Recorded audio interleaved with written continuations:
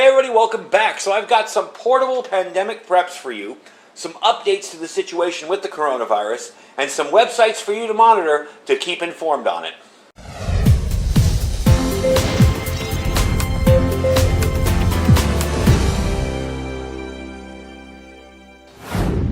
Alright everybody, welcome back. Now everything you see down here, there are no cures. None of this stuff's going to cure you. None of this stuff's 100% guaranteed to even keep you from getting it. However, these are items that can and will reduce your viral load, except for that radio there, and help you either prevent getting sick or help others from getting sick if you are. So, we're going to start off first of all here with some of the small items. Now, the reason I put this everyday pandemic preps is because these are smaller items that you can carry that aren't obnoxious, they aren't huge, they're not going to make you look like you're walking in with a hospital in your backpack, you know, if you're going to work and carrying a bag with you. And they had been proven to take care of other illnesses. So, we're going to start off here with Sembicol. This is black elderberry. This is great for either lowering your symptoms when you have the flu and or preventing it. I have it in two forms here. This is the liquid. As you can tell, that's open. We've been using it.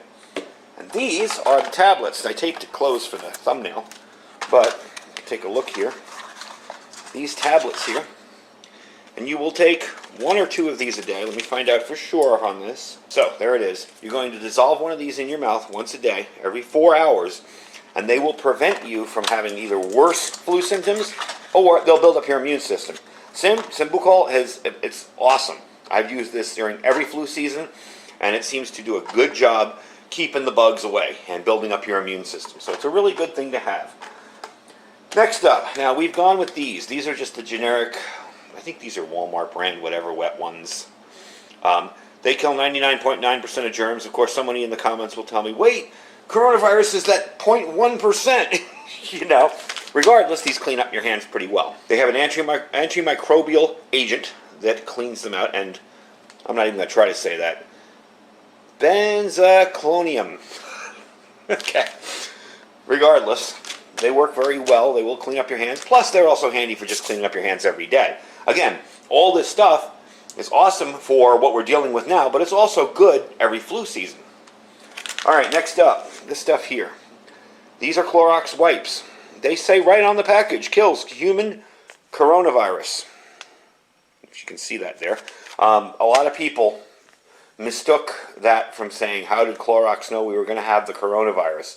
They didn't realize that the coronavirus is the common cold. This happens to be a novel coronavirus, aka a new one, that's a different type of strain. Now, it says it kills a human coronavirus. Will it kill this strain? Who knows? But you know what? Bleach is always a good disinfectant. Something like that is small, thin, fits in your pocket, fits in your work bag. I mean, if you carry a briefcase every day to work, you know, in a traditional kind of work setting, you can carry this in there. Really small. Both of these aren't huge items. Next up, alcohol wipes. Now, I always carry these for injuries because I like cleaning up, you know, if I cut my finger or something, I like being able to clean them up. These have been expired for a while. If you see there, expired 6/10/2008. But I want to show you something. They are still wet. So as long as you keep these in a fairly dry area, you'll be okay. Let's clean up that little cat scratch there. Did you see? They're still wet. They still have alcohol in them. But you do need to check these more often. These are awesome for sanitizing, cleaning up your fingertips, cleaning up items you touch. That's another good thing for these too. You want to wipe up items that you touch all day long. Your mouse pad, your mouse, your whatever, you know, whatever you're working on, your chair, your desk, coffee cup even. So, those are handy little items to have. Next up, you notice I have soap back here. I can't tell you how many public restrooms I've gone into that they don't have soap. You know, where you get that ineffective kind of, you push, and you get that foam, and it's like, really? This is supposed to clean my hands? I know it's supposed to be good, you know, foam, microbial, antimicrobial stuff, but I like carrying a little bit of soap with you. Hand soap, real simple. Or, next time you go to a hotel, grab a couple of these.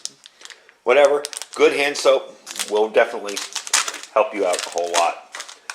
Next up, emergency.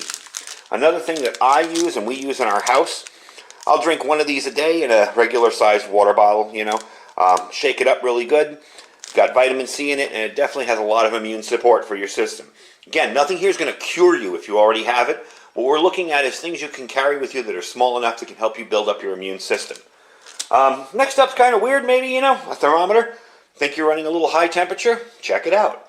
This happens to be one that doesn't have the electronic readout, because I like being able to still use it if my batteries die, if there's an EMP, whatever. But whatever you can get your hands on can't hurt. And I mean, all this stuff is small. This isn't big.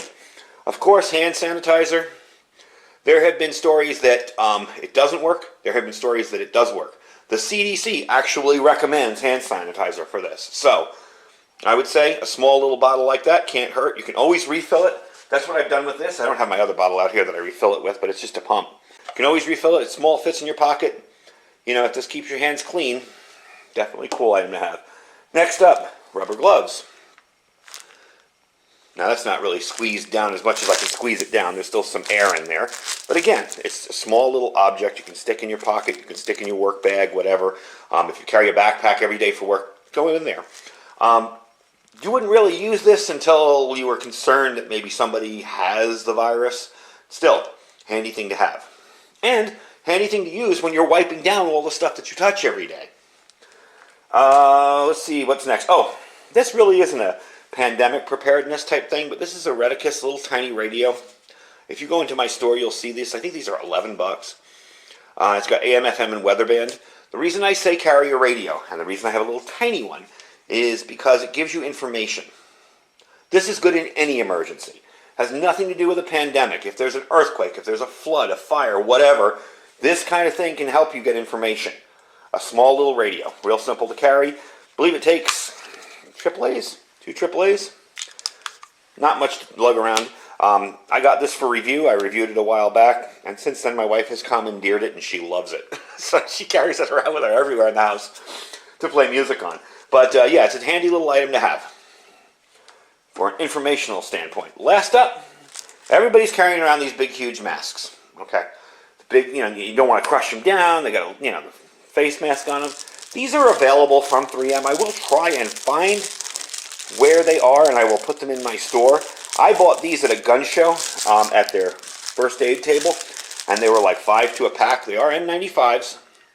The fit on them is actually very, very good. This stitching along the side, kind of when you bend it, it kind of bends to your face. So the fit on these is actually really, really decent. So those are some basic items that you can carry with you. Now I have one last item that I have not proven yet. I'm only showing it to you because it's an interesting item. I have an email into the company about it, and that is the SteriPen. I'm going to move some stuff out of the way here for you. This is the SteriPen Quantum. It's an ultraviolet water purifier. It will not work outside of the water because it's got these probes, but the probes kind of complete the circuit. I'll show you how it works. You're going to stick this in water you think might be contaminated. Turn it on, like that, and you're just going to stir it around. Oh, I pulled it out too soon. There we go. Alright, so you're just going to spin this around, spin it around. See that light? And you're just going to use this. And this will run for about 4 minutes, and it will purify or kill off all of the germs inside this water. Any kind of bacteria. It doesn't kill them. What it does is it deactivates them. That's their explanation. I did send an email, and I'm going to pull it out now so it'll have a red light on it. I'm going to pull it out so you can see the water, but I did send an email. I do have an email into SteriPen here asking them if this will kill off viruses in water. So if the coronavirus were to get into drinking water or something, and you had to get water from a questionable source or a drinking fountain, could you fill up your container and use this to purify it? I don't know if this will work yet. I know a water filter, like a Life Straw or something, probably isn't your best bet. Ultraviolet may be really cool. And I have used this before on questionable water. The biggest problem you run into is it will purify and clean the water and kill off any kind of protozoa or any kind of cryptosporidium in it. But your water's still murky and yucky looking, so you still need a physical filter. But for viruses, so I have an email into them. I'll let you know an update again if I find out this is actually useful for some kind of virus like we're dealing with here with coronavirus. Anyway, that's an update on the items. Let's move into updates on the illnesses. All right, so as you probably know, the World Health Organization on Thursday declared the new coronavirus a global emergency. basically due to the number of jumping cases of infected patients. The State Department on Thursday as well raised its China travel advisory, to level 4 do not travel, citing the spread of the deadly coronavirus. Now yesterday, Delta and American Airlines suspended all flights to China because of this outbreak. So far, as of this morning, there are 259 dead total, 12,024 cases. Now Friday, we did something kind of unprecedented for this country. The government said it would bar most foreign nationals who had recently visited China and put some American travelers under a quarantine. It declared a rare public health emergency. This is the first time a group of more than 4 or 5 people have been forced into a mandatory quarantine by the U.S. government in 50 years.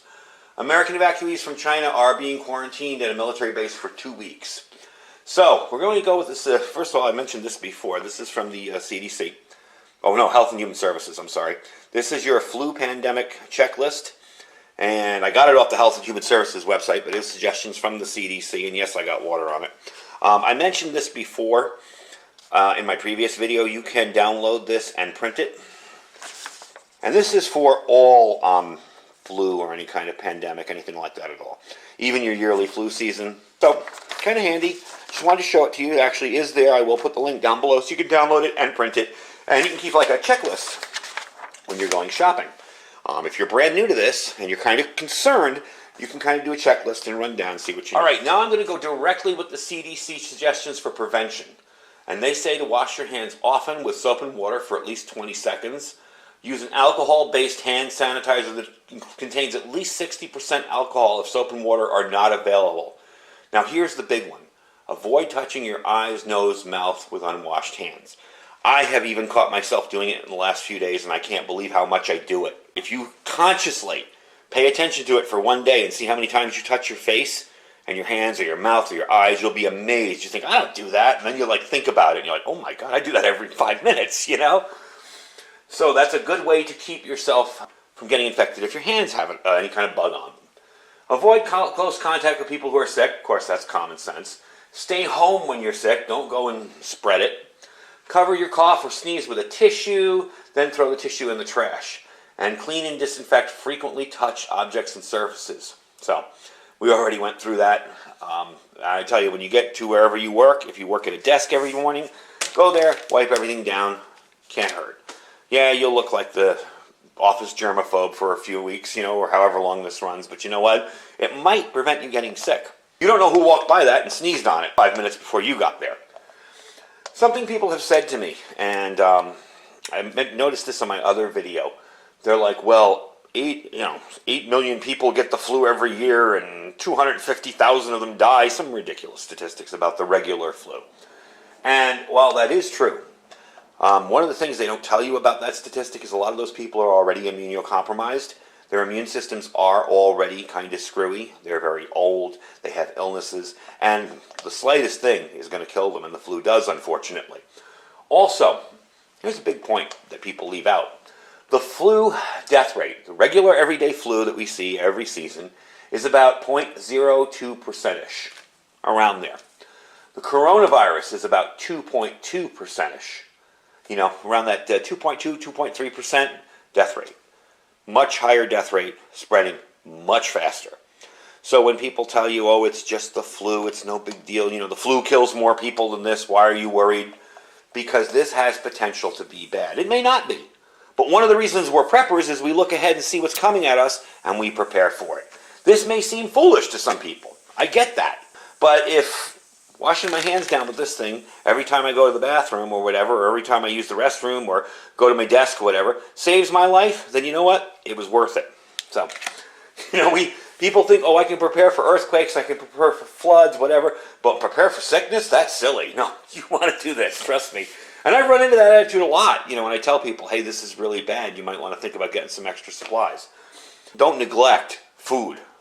Storing some food. If you have to, shelter in place for a couple weeks, have some food. Have some canned stuff ready to go. Okay, next up, we're going to talk about websites you can monitor, and I'll wrap this video up. All right, what you see in front of you on my tablet here is a bunch of data that was put together using by Johns Hopkins University. This is a map of all of the cases of the flu, of the coronavirus. And you can move this around. My tablet's kind of a little slow here. But you can see in all the countries, you know, there's a case in Germany, case in Italy, case in France, the little red dots. And of course you can see over here in China, if I can get back over there, and of course it's crazy overloaded. I will put a link to this down in the description as well. This is a very important site. If you leave it up in the background of your computer running every day, you can kind of keep an eye.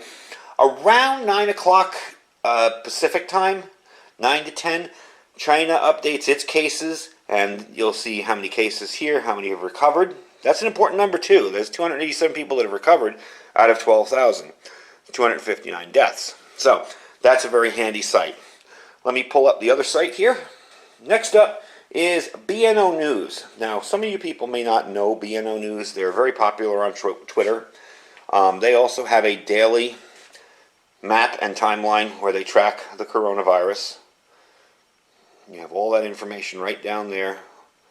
All the different provinces, how many are serious, how many are critical. And then we move out to other countries, all through here. So far in the United States, we have seven. Nobody's died, nobody's critical, and they give you the source on the end here, which you can click, and it'll take you to the source of the information. So those are two websites that you can monitor and keep an eye on things. You can stick them in your bookmarks. Both sites will be down below, as well as the site to print out this if you are a brand newbie to prepping, because this has kind of woken you up. This is your little pandemic checklist. I will put all three sites down below. And again, if you have some stuff to add, feel free to add it. Some people have spoken about getting some kind of, petroleum jelly or some kind of sealant for around your face when using these masks. Or using it on your hands, because this stuff will dry your hands out very bad. Now, I'm not really worried about dried, cracked hands during a pandemic, but it is something to keep your comfort level up, so that's kind of handy. And also, it can also seal up things very well as far as masks go. Anyway, folks, I thank you for watching. I will leave the links down below so you can look at them and bookmark them, whatever. You can print out this handy little checklist. It'll help you out a little bit from the CDC. And I want all of you to have an awesome weekend. And stay safe and stay prepared.